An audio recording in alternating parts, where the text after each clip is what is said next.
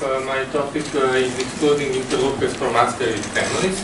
It is just one part of my PhD dissertation. Due to lack of time, I won't be presenting today the second part, just the first one. First, I will start to describe briefly some characteristics of asteroid families. We all heard in the Radović talk that asteroid families are formed when a collision breaks parent bodies into smaller fragments, and this these ejection velocities are much smaller than the orbital ones, and as a consequence we have all fragments orbiting at almost similar heliocentric orbits. That's the reason that we could use to identify asteroid families, and mainly they are identified in the space of the proper elements, as you can see in this figure. And why we are using proper elements? Because they are quasi-motions,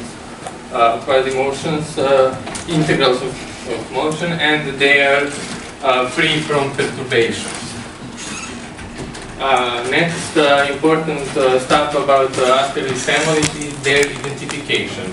As I mentioned in the last slide, we can identify them by measuring the mutual distances, and this is the method, the hierarchical clustering method, and it is most widely used to identify asteroid families. Here you can see how the asteroid families grows when we change this distance, and as you also can guess, is that the main problem is to select the proper cutoff distances to define the family. So the nominal cutoff distance is the distance that defines the best one asteroid family, and it is a free parameter. So you are responsible for choosing this parameter. And also one important thing about this method is the presence of interlopers and chaining effect. Interlopers are some background asteroids that are included in the family due to their distances from the near objects. And also other problem is the existence of the chaining effect. The chaining effect is when we have one asteroid, and due to the mutual distances with him, we could include other, for instance, other 8 asteroids as it's shown in this figure. What is the problem? Problem is if this asteroid is an interloper, then we will also include 8 more asteroids which will be interloper only with connection with this one. So this is the main idea that we started our work in order to solve it, or just to not solve it but to minimize the chaining effect, and also to improve the identification of interloper. And how generally it is done? It is done by including some other information about asteroids family, and usually we include, of course, some physical data. Mainly we are using albedos. Here we can see the distribution of the albedos in the main belt, and also we are using SDSS colors or some other survey. And why we are using this data? We are using this data because, as you also can see from these figures, we are using that we could see that asteroid family are homogeneous in their spectra and albedo, and this is a consequence of their similar mineral composition. I will just briefly say that due to different composition of asteroids, we could divide them in some classes. Usually, as you all know, the broad classes are C and S complexes. Also, for asteroid family, important role plays gravitational and non-gravitational effects. Mainly, they could change the distribution of the family in the proper element space, and it could make identification of the family more difficult and more challenging to do. So how all these physical data are used in order to identify interlopers? First, I will mention one work from Migliorini et al. From 1995, where they calculated statistically how many interlopers we expect in one family, and we expect around 10% of interlopers in one family. And now I will mention what other authors did in order to minimize the presence of interlopers within asteroid families. There are mainly two ways to do that. One is to apply the ACM method in extended space. So we saw that ACM calculates distances using 3 proper elements, but we could include some physical data in order to get a more precise calculation of the family. What is the problem with this approach? Because we have more proper elements than physical data, so we are using a reduced set of main belt asteroids. And also the problem is the precision of physical data, which is much lower than the precision of proper elements. Other possible way to minimize the problem of presence of interlopers is to use physical data a posteriori. After you identify a family and obtain the initial list, then we apply some criteria in order to exclude interlopers from asteroid families. So then we don't have this problem about the reduced set, but chaining effect is still present, and also we could use different criteria among different authors how to exclude interlopers from families. And this is the main motivation, as I told, for my work, to develop a new approach to exclude interlopers that will minimize the chaining effect and that will obtain more reliable family list. So here is the developed algorithm. So it consists from 4 main steps. First step is, of course, to identify the family by using the ACM analysis on the whole catalog of proper elements. Then from this initial list of family members, we will exclude identify interlopers, and we will use data from the colors from the SDSS, albedos from the WISE, Akari, and IRIS mission, and also we will use if exists some available spectroscopic information about the asteroids. After we identified interlopers, we go to the step 3, where we exclude these identified interlopers from this initial catalog. This is the main difference which helps us to reduce the chaining effect, which is a problem that was very big in the previous ways of excluding interlopers. And in the final step, we identify asteroid family again, but using these modified catalogs where the interlopers are excluded. So I will briefly show this method using one example. I will show the example of Klunkea family. And in my work where my colleagues and I did some 17 analysis of the 17 families from the work of Milani et al. From 2014. And why I chose the Klunkea family as a test case. Klunkea family is a C-type, S-type family, and it is located in the outer part of the main belt.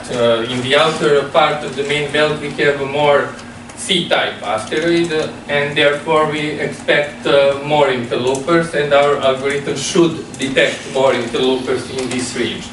So first question in the first step is how to choose the cutoff distance. I told that this is somehow free parameter, so we need to adopt some criteria to choose the cutoff value.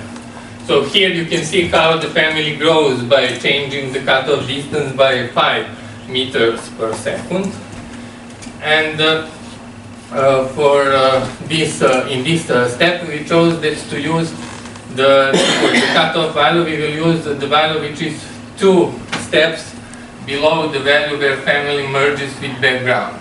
So family merges in with background asteroid at the end of this plot, and where you can see drastic more asteroids. So we will use 80 meters per second for the cutoff value, and using this value we identified around 2,000 potential or initial family members. Next step is to identify interlopers among this list of the asteroids. We will use only, we will separate only between C and S type of asteroid, because the physical spectroscopic data could only give us with a large certainty this separation. And SDSS colors are used to identify interlopers. And first, to do so, we need to find the spectral class of a family. So Radović et al. Calculated showed that the distribution of the asteroid in the SDSS color shows bimodal distribution. And there you can see that A asterisk color separate between C-type and S-type asteroids. And we will use, of course, then the average value of a sigma color in order to define the dominant spectral class of family. And then we will use the safety margin for each asteroid, and then we will see, for instance, if an asteroid is if family is C-type, then interlopers are objects that have this value. Also the same is for the S-type family. When we are using albedo, I told you that we are using the data from WISE, Akari, and IRIS mission. First, we need to find the dominant spectral class of the family. We will use these values to distinguish between C and S complexes. You can see here that we have some ambiguity in spectral type, where we cannot be certain if family is C or S type, and in that case we need to predefine the confidence interval for this family. And in order to identify interlopers, we use a free sigma value, and we obtain the confidence intervals for each class, which is shown here. In this plot, we can see the interlopers among Klumpkea family.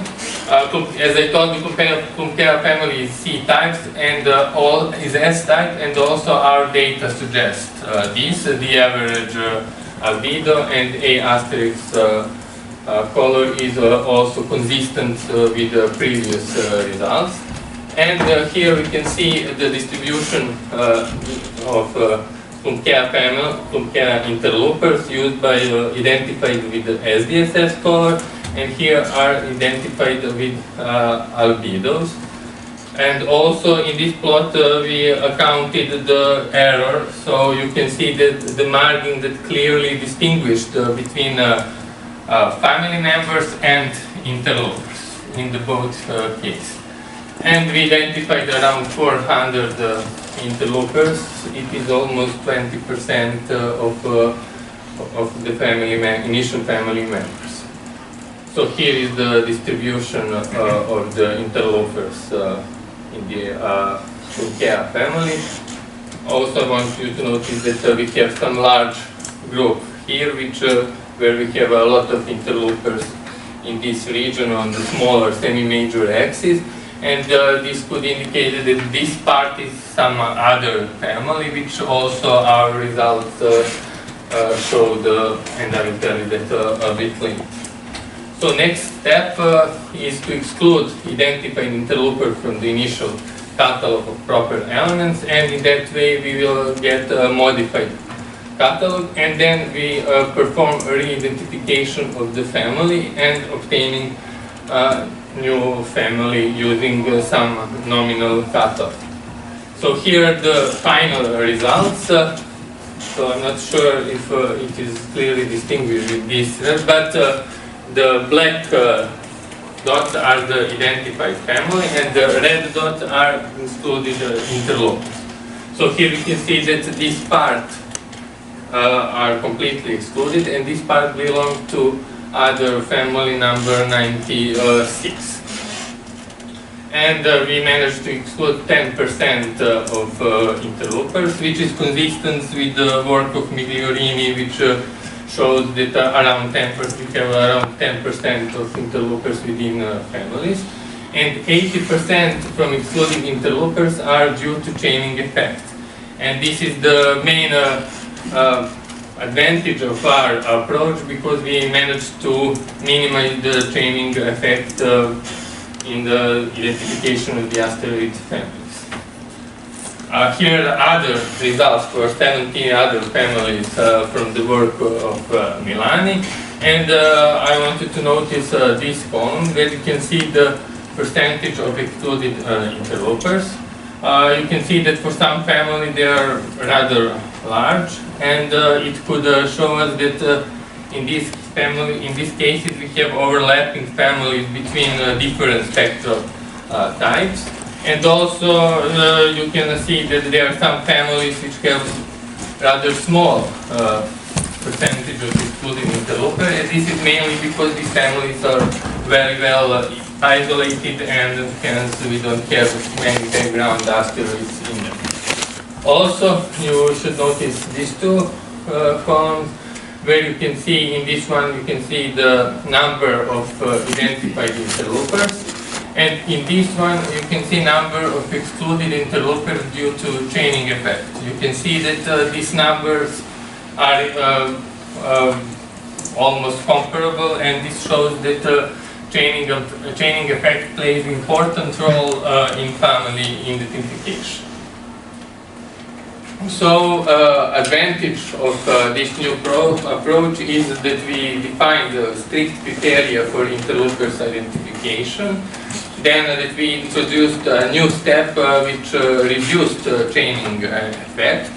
And also, at the end, we obtain more reliable family membership. Also, one advantage is that we managed, by using our approach, to separate overlapping families which have different spectral types. And when I say different spectral types, I mean spectral complexes C or S, because we are distinguishing between these spectral complexes. But the disadvantages of this approach is the number and precision of physical data. As I told, we have more and precise Doppler element data than physical data. And also this is disadvantage because we are not able to distinguish between overlapping families which have same or similar type. And also I want to introduce our Asteroid family portal, which is now available online on this web address. It could give you a chance to freely test our approach and to use the data. And the characteristic of this portal and what it can do, you can see in the poster number 7 from my colleagues and I. It's an Asteroid family portal, an online platform to study asteroid families. Thank you for that.